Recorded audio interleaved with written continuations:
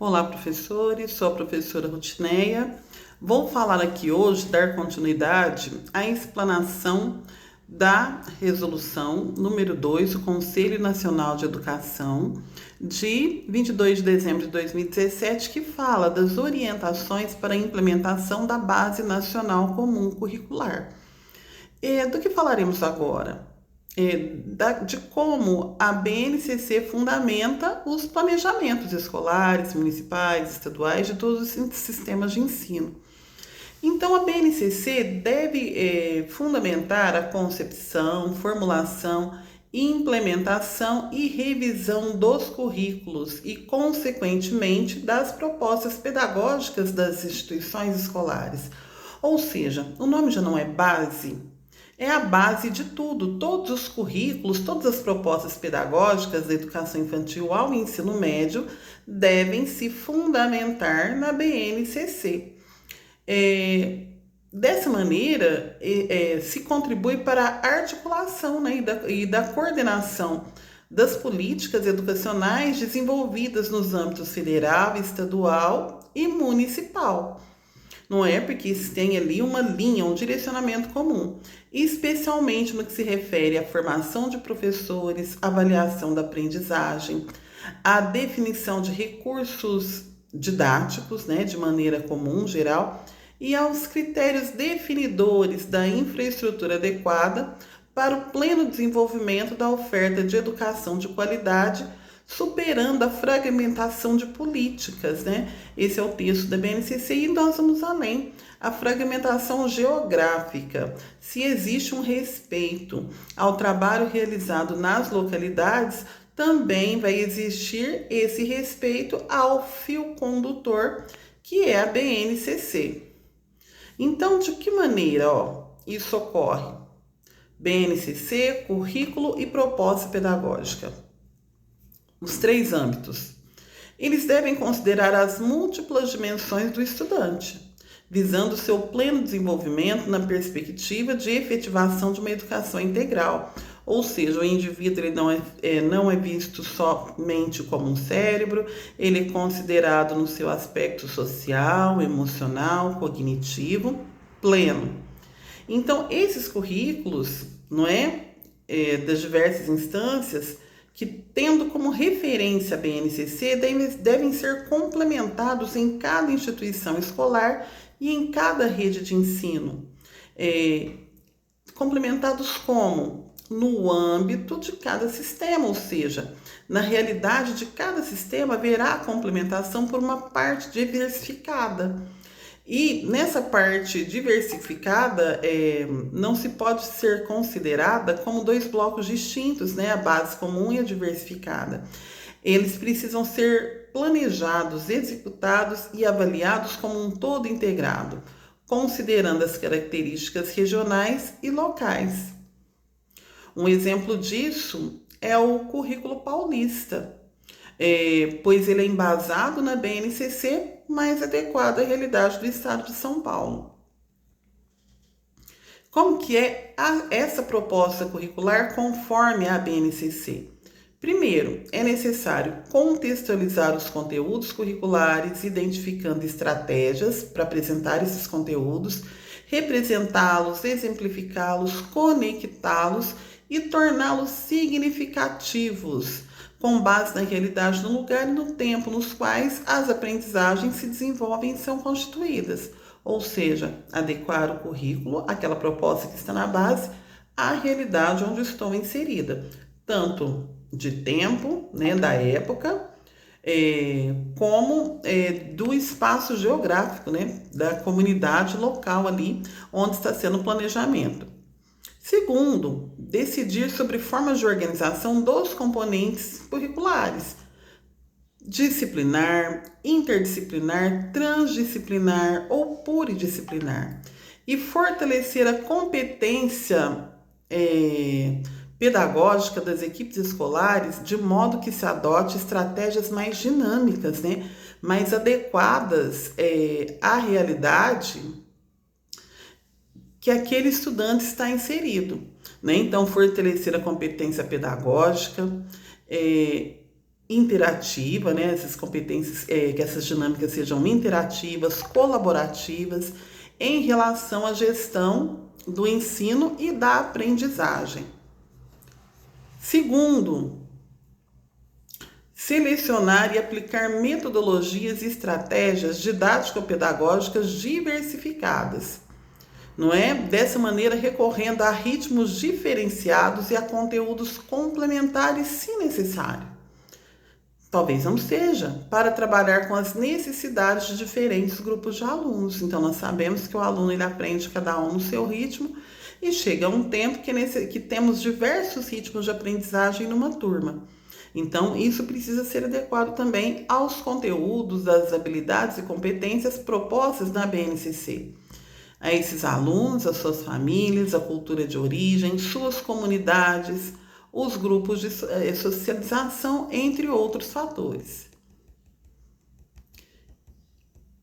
O que mais que nós precisamos entender dessas propostas curriculares conforme a BNCC?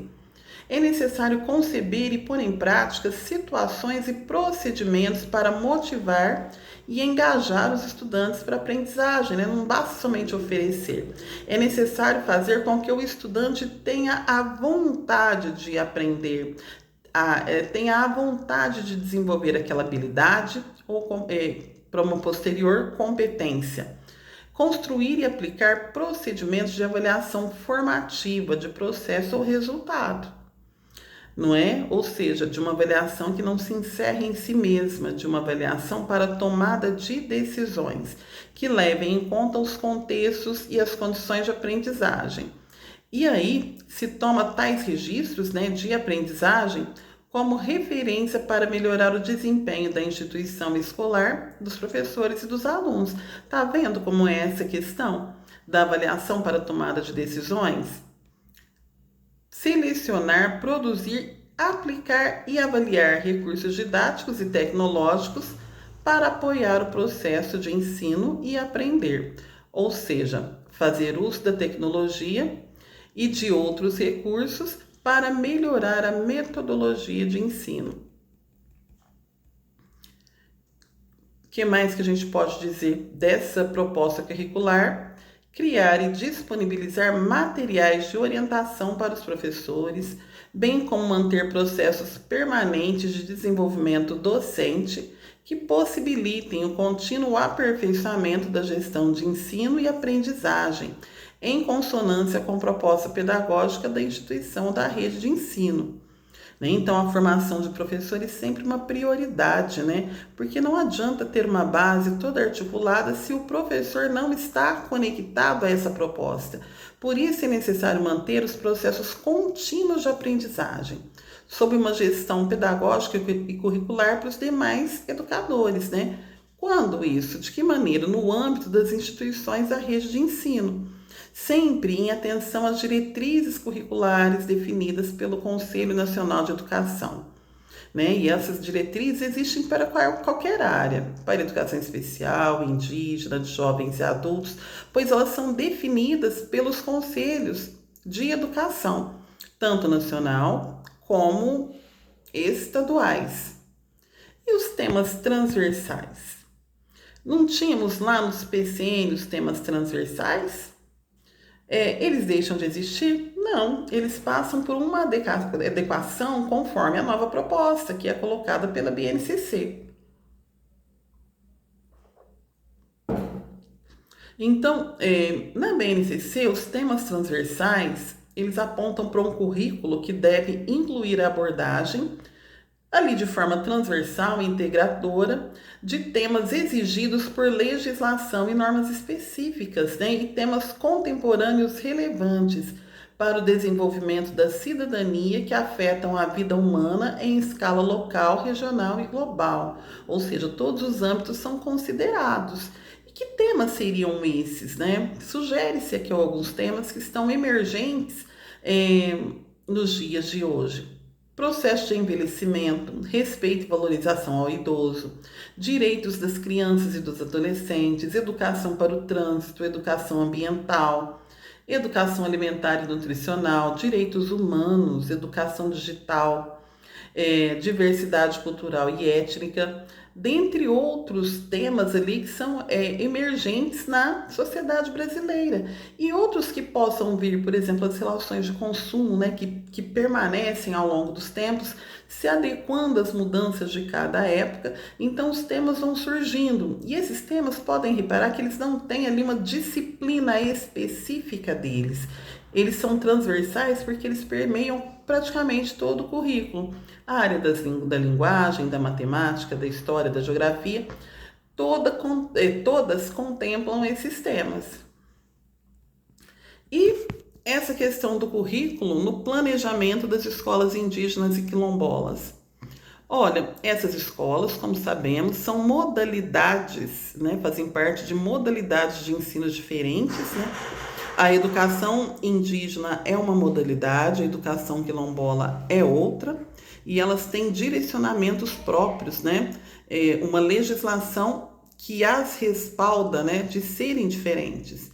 Então, elas vão ter em seu núcleo comum suas línguas, saberes, pedagogias, além de conhecimentos, competências e habilidades correspondentes de exigência nacional da BNCC, ou seja, elas vão ter a sua realidade e a proposta da BNCC.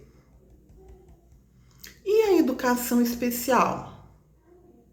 Não é? Ela é transversal em todas as etapas. Então, as instituições ou redes de ensino, elas devem intensificar o processo de inclusão dos alunos com deficiência, transtornos globais do desenvolvimento e altas habilidades nas classes comuns. Então, isso não muda. Isso está referenciado na Constituição e na LDB. Porém, garantindo essas condições de acesso, permanência com aprendizagem, buscando promover um atendimento com qualidade. Né? Então, essas são as considerações que fazemos a respeito das orientações sobre a implementação da BNCC nos currículos e planejamentos escolares de todos os sistemas de ensino.